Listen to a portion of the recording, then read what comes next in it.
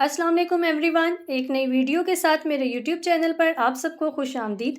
उम्मीद है आप खैर आफियत से होंगे। वीडियो को मुकम्मल देखने से पहले चैनल को सब्सक्राइब करें और बेल आइकन को प्रेस कर लें। आज की इस मुख्तसर वीडियो में हम DSM overview and psychological disorders पे इंतहाई आसान अल्फाज में बात करेंगे। DSM यानी एक ऐसी साइकोलॉजी की किताब, नफ्सियात की किताब जिसमें ज़हनी और नफ्सियाती अमराज की अलामात और दुरानियाँ लिखा होता है, जिसे साइकोलॉजिस्ट और साइकेट्रिस्ट इस्तेमाल करते हैं। यानी DSM को ज़हनी और नफ्सियाती अमराज की तशख़ीस के लिए, डायग्नोसिस बनाने के लिए इस्तेमाल किया जाता है। DSM की फुल फॉर्म है diagnostic and statistical manual of mental disorders, published by American psychiatric association. अब तक हमारे पास DSM के टोटल 5 वर्जन्स हैं, जबकि इसका सबसे पहला वर्जन 1952 में पब्लिश हुआ। इस वीडियो के साथ मैंने डिस्क्रिप्शन बॉक्स में अपना प्रीवियस वीडियो का लिंक, ह्यूमन्स कॉल्ड इनसेन, जब इंसानों के लिए पहली बार इनसेन यानी पागल या एबनॉर्मल का वर्ड इस्तेमाल किया गया, कि किस तरह अमेरिका की आज़ादी के बाद पहली मरदमशुमारी 1840 में अमेरिका में कंडक्ट हुई, और इस तरह मुकम्मल रिसर्चेस के बाद APA की तरफ से DSM के वर्जन्स आना स्टार्ट हुए। अगर हम DSM को डिफ़ाइन करते हैं तो DSM is the handbook widely used by clinicians and psychiatrist in the United States to diagnose psychiatric illnesses. यानी DSM एक ऐसी हैंडबुक है जिसे ज़हनी और नफ्सियाती अमराज की तशख़ीस के लिए इस्तेमाल किया जाता है। Number 2, the DSM covers all categories of mental health disorders for both adults and children. यानी बच्चों और जो बड़ों के जो डिसऑर्डर्स हैं, बीमारियां हैं, उन सबको यह डायग्नोस करता है। It contains descriptions, symptoms and other criteria necessary for diagnosing mental health disorders। यानी इस DSM एक ऐसी किताब है जिसमें मुकम्मल तौर पे वजाहत के साथ अलामात और क्राइटेरिया मेंशन होता है जो कि मेंटल डिसऑर्डर्स को डायग्नोस करता है, यानी अमराज की तशख़ीस करता है। It also contains statistics concerning who is most affected by different types of illnesses, the typical age of onset, the development and course of the disorders, risk and prognostic factors, and other related diagnostic issues। यानी DSM को जब हम Statistical Manual of Mental Disorders बोलते हैं तो इसमें statistics का मतलब है कि ये एक ऐसा मैनुअल है जिसमें मुकम्मल तौर पे कुछ स्टैट्स मौजूद हैं, रिसर्चेस मौजूद हैं, डाटा मौजूद है कि किस उम्र के अफराद को क्या क्या मसाइल हो सकते हैं, कितने % पॉपुलेशन जो है वो मेल अफेक्टेड है, कितने % फीमेल अफेक्टेड है, बच्चों में कौन से अमराज हो सकते हैं, कितने % चांसेस हैं। यानी मुकम्मल एक जो गाइडलाइंस हैं, जो एक रिसर्च बेस्ड डाटा है, वो हमें DSM प्रोवाइड करता है।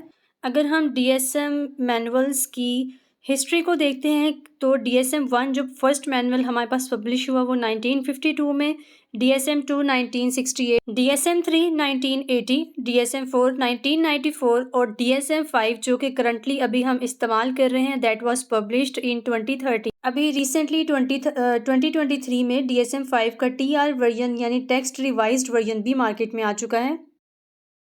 DSM 5 के बेसिकली 3 सेक्शंस हैं। सेक्शन 1 में DSM 5 की बेसिक्स लिखी हैं, डेफिनेशन लिखी हैं, DSM का इंट्रोडक्शन वगैरह इंट्रोडक्टरी पार्ट मौजूद है। सेक्शन 2 जो कि बहुत इंपॉर्टेंट है, उसमें diagnostic criterias and codes mention है। डायग्नोस्टिक क्राइटेरियाज़ यानी मुख्तलिफ अमराज के साथ जो मरीज़ आते हैं, ज़हनी नफ्सियाती अमराज के साथ जो पेशेंट्स आते हैं, उनके मर्ज़ की तशख़ीस के लिए कौन से स्टैंडर्ड्स हैं, सिम्टम्स क्या हैं, अलामात क्या हैं, दुरानियाँ क्या हैं, ये सब चीज़ें जो हैं सेक्शन 2 में मेंशन है।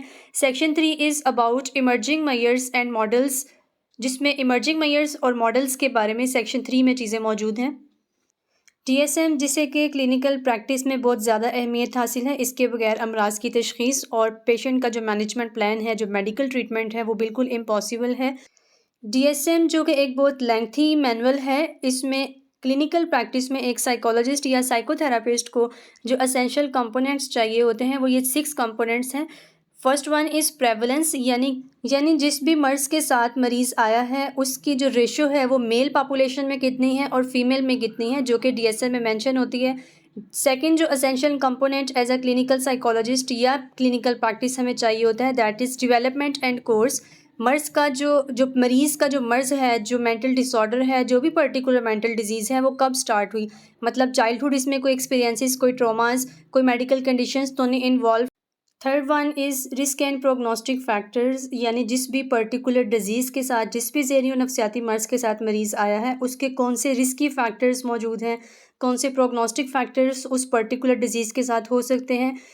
सुसाइड रिस्क तो नहीं मौजूद। ये एक असेंशियल कंपोनेंट है जिसे हमने हर सूरत देखना होता है, बिकॉज कई ऐसे मेंटल डिसऑर्डर्स होते हैं जिसमें चांसेस होते हैं कि मरीज़ को जो है वो सुसाइडल आइडिएशंस आ सकती हैं या फिर कोई सुसाइड अटेम्प्ट वगैरह मरीज़ कर सकता है। डिफरेंशियल डायग्नोसिस, यानी एज अ साइकोलॉजिस्ट जो भी हमने मर्ज़ की तशख़ीस की है उसके अलावा कौन कौन से चांसेस हैं कि मरीज़ जो है उसका ये डायग्नोसिस भी बन सकता है। कोमॉर्बिडिटी, यानी इसे आप याद कर सकते हैं, को से इसको याद रखिएगा। कोमॉर्बिडिटी यानी एक डिसऑर्डर के साथ मरीज़ जो है वो एक दो और मेंटल डिसऑर्डर्स का शिकार होता है। फॉर एग्जांपल, अगर मरीज़ डिप्रेशन के साथ है तो उसके अंदर कोमॉर्बिडिटी जो है वो एंग्जाइटी की या फिर स्ट्रेस की भी मौजूद हो सकती है। सो ये 6 कंपोनेंट्स हैं जो कि एज अ क्लिनिकल साइकोलॉजिस्ट या फिर क्लिनिकल प्रैक्टिस में हमें हर सूरत चाहिए होते हैं। DSM-5 contains 20 disorder chapters and nearly 300 mental illnesses, यानी DSM जो एक मैनुअल हमारे पास मौजूद होता है उसमें 20 डिसऑर्डर चैप्टर्स हैं, यानी डिप्रेशन का चैप्टर उसमें मौजूद है, एंग्जाइटी का है, मूड डिसऑर्डर्स का है, न्यूरो डेवलपमेंटल डिसऑर्डर्स का है, यानी 20 चैप्टर्स होते हैं। जिन 20 चैप्टर्स में आगे सब डिवीजन्स होती हैं, सब कैटेगरीज होती हैं जो कि 300 मेंटल इलनेसेस पर कंसिस्टेड हैं।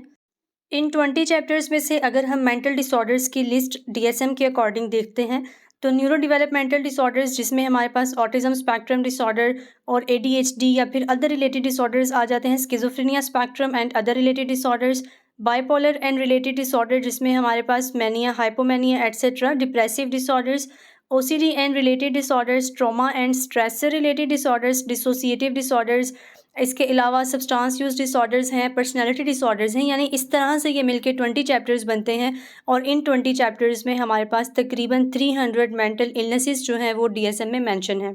उम्मीद है आज के इस DSM ओवरव्यू की शॉर्ट वीडियो में आपको कुछ सीखने को मिला होगा। मज़ीद इन्फॉर्मेटिव वीडियोज़ के लिए चैनल को सब्सक्राइब करें और बेल आइकन को प्रेस कर लें।